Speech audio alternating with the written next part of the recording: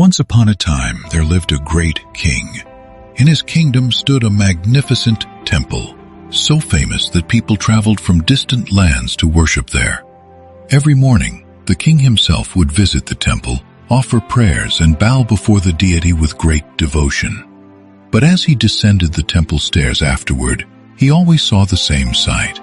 Two beggars sitting on either side of the steps. The beggar on the left would lift his hands and say, "Oh God, you've blessed the king with so much wealth. Please, bless me with a little too."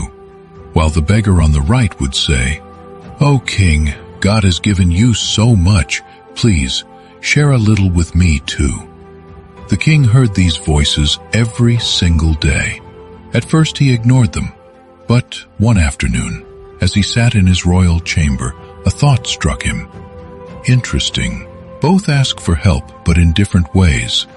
One believes in God's mercy, the other believes in mine. Smiling to himself, he called his minister. "Tomorrow," the king said, "I'm traveling outside the kingdom. The right side beggar always asks me for help. His faith lies in me, not in God. So while I'm away, help him in my name. Take a bowl of delicious sweet rice pudding and hide some gold coins at the bottom. Give it to him. His life will change forever." The minister was delighted by the king's idea. He prepared the kheer, hid the coins beneath, and took it to the temple the next morning.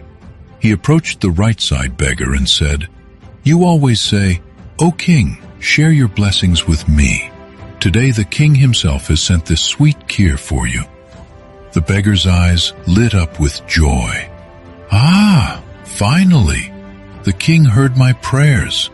He began eating the kheer greedily, smirking at the other beggar. "See, brother? This is what royal food tastes like. You'll never know such sweetness." When he was half done, he arrogantly offered the leftovers to the left side beggar. "Here, take this. You won't ever taste something like this again." The left side beggar smiled gently, took the bowl and said, "I'll eat it later." He carried the bowl home. Later that evening, when he ate a few spoons of the kheer, he noticed something glittering at the bottom. Gold coins.